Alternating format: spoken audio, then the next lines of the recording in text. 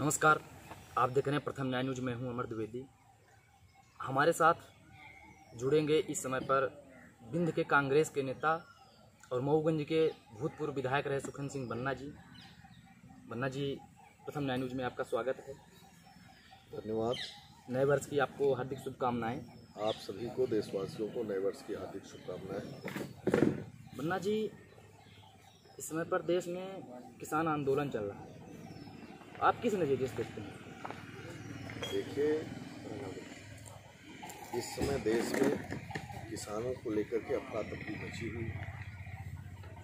खास करके जब से नरेंद्र मोदी जी की सरकार बनी है हिंदुस्तान में, तो किसान को जिस तरीके से आश्वासन उनके एजेंडे में या उनके घोषणा पत्र में जो आश्वासन दिया गया था, आप लोग भी लगभग फेसबुक में या वैसे भी देखे होंगे कि नरेंद्र मोदी जी ये कहते फिरते थे कि किसानों को पहली ही मीटिंग में मैं कर्ज माफी करूँगा, ऐसा करूँगा। लेकिन आज ऐसा कानून, काला कानून उन्होंने बनाया है कि जिससे किसान अपनी मजदूरी का, अपनी मेहनत का वो न बेच सकते हैं और न ही उस रेट पर खरीद भी पाएंगे। तो किसान इस बात को लेकर के बेहद पीड़ित है। और जहां आप सब जानते हैं कि भारत की आबादी 80% किसानों पर आधारित है। किसान हमारे यहाँ के अन्नदाता हैं, हम सब आधारित हैं। तो निश्चित रूप से पूरे देश में इस समय किसान अफरा तफरी में हैं और ये उनको ये लग रहा है कि मेरा आने वाला समय क्या होगा, मेरे आने वाली पीढ़ी का समय क्या होगा। बड़ा ही चिंता का विषय है। बन्ना जी, इस समय पर इस किसान आंदोलन में लगभग देश के 60 के आसपास किसानों ने जान गंवा दी। अभी आपको यह क्या लगता है कि अभी यह आंदोलन कितने दिनों तक चल सकता है? देखिए, बड़े दुर्भाग्य के साथ कहना पड़ता है, आपने बड़ा सही सवाल किया।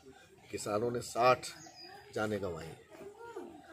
अभी आपको मालूम होगा कि 3 महीने पहले एक बिहार के सुशांत केस हुआ था। केस होते हैं, कोई नई बात नहीं थी, लेकिन मीडिया ऐसे उसको दिखा रही थी और देश हो प्रदेश हो इस तरीके से पूरा विचलित था कि कितनी बड़ी घटना घट गई। और सुशांत का काम क्या था हम नहीं समझते। वो अपने माता पिता की एक अच्छी संतान थे, उनका जीवन यापन अच्छा रहा, सारा चीज़ रहा, मनोरंजन भी देते थे पूरे देश को, ये मैं स्वीकार करता हूँ, योग्य रहे होंगे। लेकिन जो एक अन्नदाता है, जो 80% आबादी किसानों पर आधारित है और 60 किसान मर गए और प्रधानमंत्री के कान में जू तक नहीं रहेगा और मीडिया भी नहीं दिखा रही इस बात को कि कितने किसान मर गए। वो तो कहीं अगर ये मोबाइल नहीं होते या और सब सारी चीज़ें नहीं होती तो पता भी न चलता। तो मैं समझता हूँ कि मतलब प्रधानमंत्री जी को ये सोचना चाहिए कि किसान अगर मर रहा है तो इसमें हमें निर्णय लेना चाहिए। कौन सी ऐसी बड़ी बात होगी? कानून आप लाए, कानून आप वापस कर दो। जब हिंदुस्तान में डॉक्टर मनमोहन सिंह भारत के प्रधानमंत्री थे, तो मैं आपको याद दिलाना चाहता हूँ कि नोटबंदी का कानून या जीएसटी का कानून उनका बनाया हुआ रखा था, लेकिन उस कानून को इसलिए नहीं लागू किया डॉक्टर मनमोहन सिंह जी ने कि अगर जिस दिन मैं जीएसटी लगा दूंगा और आपका ये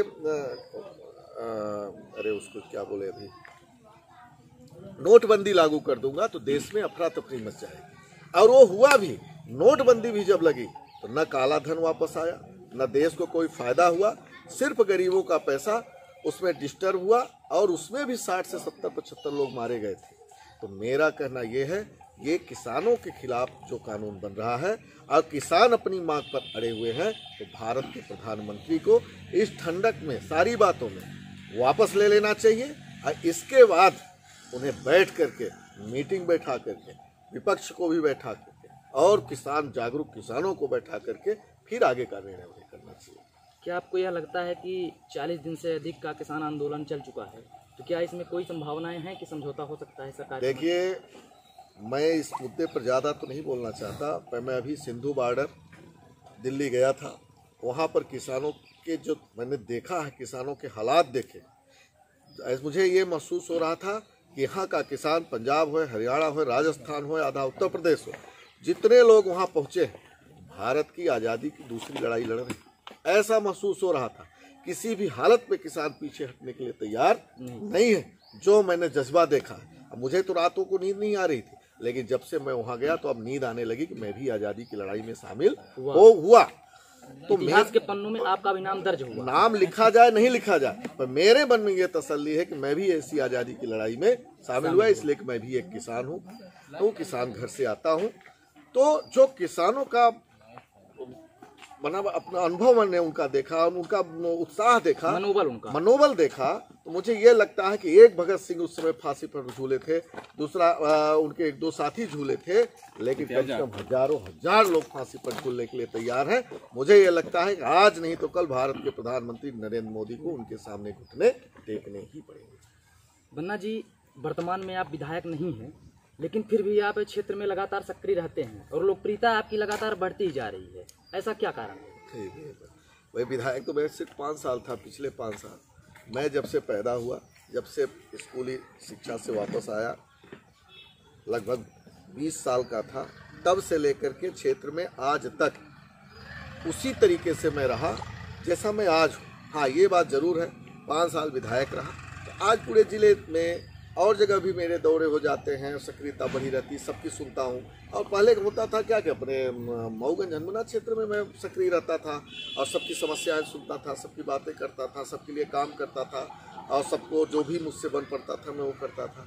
आज मैं कोई विधायक बनने और न बनने से इसका फर्क थोड़ी है मेरे ऊपर। मैं तो यहाँ का पैदाइशी हूँ, मैं अपने घर में रहता हूँ, अपने क्षेत्र में रहता हूँ, सबके दुख सुख में शामिल होता रहता हूँ। ये तो मेरी परंपरा है, आजीवन ये करता भी रहूँगा। ये नहीं कि विधायक सांसद के कारण ये सब हो रहा है। नहीं, ऐसी जनश्रुति है, लोगों के द्वारा यह सुनने को मिला कि बन्ना जी विधायक रहें या न रहें, लेकिन बराबर लोगों के बीच में बने रहते हैं। हमने अभी देखा कि आपने चौपाल के माध्यम से कुछ लोगों की समस्याओं का निवारण भी किया।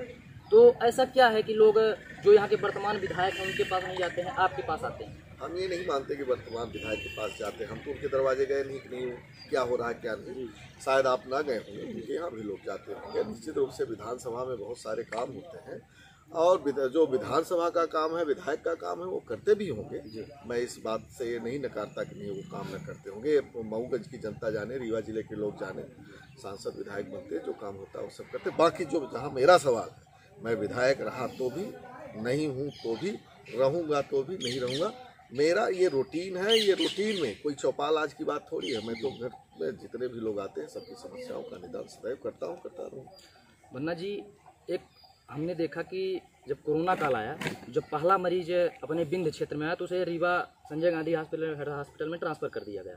तो आप पहले ऐसे नेता थे जो उसको यहाँ से हटाने के लिए इतना बड़ा संघर्ष किया, तो ऐसा क्यों है कि दूसरे नेता नहीं आते हैं, सिर्फ आप ही आते हैं? देखिए क्या है, ये संवेदना का विषय है जी, और समय का विषय है। किसी के पास समय कम रहता है, किसी के पास ज़्यादा, किसी के पास संवेदनाएं कम होती हैं, किसी के पास कम।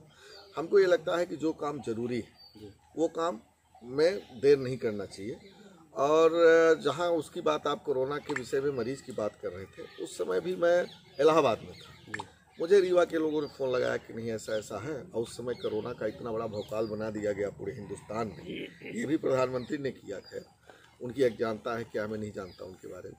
तो ये कोरोना का मरीज आया, जब मैं वहाँ गया तो मुझे ये लगा कि कोरोना आएगा, फैल जाएगा पूरे देश में। कोरोना के लिए मैंने बोला कलेक्टर को, तो प्रशासन ने सुना इस बात को, समझा और उसको वापस किया।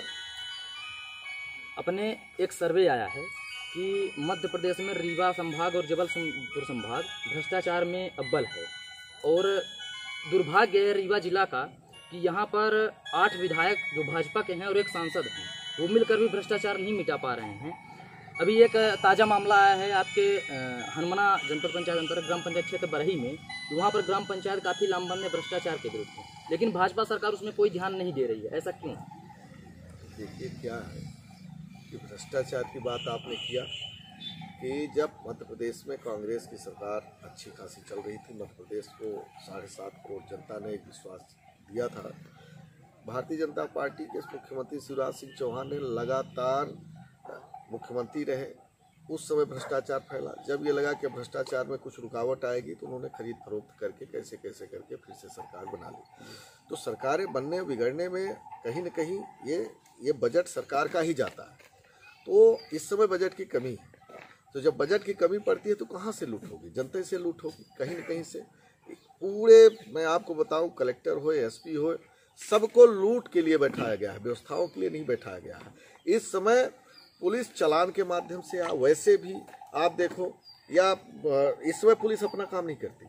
पुलिस का काम है मर्डर कहाँ हुआ और घटनाएं कहाँ घटी, वहाँ पुलिस लेट जाती है। लेकिन अभी गाड़ी, अभी आबकारी, शराब और अभी आरटीओ, ऐसे कामों में पुलिस ऐसे दौड़ती है जैसे पुलिस का वो काम हो गया है। क्यों? इसलिए उनको इसीलिए बैठाया गया है कि आप जितना अधिक से अधिक लूट सकते हो लूट करके शासन के पास जमा करो या डायरेक्ट मुख्यमंत्री के पास जमा करो। तो देखो, भ्रष्टाचार फैलने के ये कारण है। भ्रष्टाचार तो फैलेगा ही जब सरकार का कोष खाली रहता है, तो फिर लूट चरम पर फैल जाती है। इस समय मध्य प्रदेश में यही है, इसलिए पूरी तरह से लूट। आपने भी पंचायत का नाम लिया है, कोई एक पंचायत का विषय थोड़ी है। कई पंचायतों में कुछ सरपंच अच्छा काम कर रहे हैं, कुछ सेक्रेटरी अच्छा काम कर रहे हैं, कुछ गड़बड़ काम कर रहे हैं। हो सकता है कि वहाँ भी कुछ गड़बड़ हुआ हो। चलिए बन्ना जी, आपका सबसे बड़ा सपना रहा है कि बाणसागर के नहर का पानी मऊगंज में लाना और मऊगंज को जिला बनाना, दोनों नहीं हो पाए हैं। दुर्भाग्य है ये रीवा जिला का। तो आगे उसके संबंध में आपका क्या कदम होगा? देखिए, ऐसा है कि आपने बहुत सही सवाल हमसे किया। जब मैं विधायक था तो कई मुद्दे महत्वपूर्ण थे, सारे मुद्दों को मैंने पूरा भी किया। चाहे पानी, बिजली, सड़क की बात हो, 50% बिजली हमारे क्षेत्र में थी जब मैं विधायक हुआ, 50 में नहीं। आज 100% बिजली मेरे पूरे क्षेत्र। सड़क, मैं यहीं की बात बताऊं आपसे, नाउन कला नाउन फिरोट 2500 साल से नहीं बन रही थी।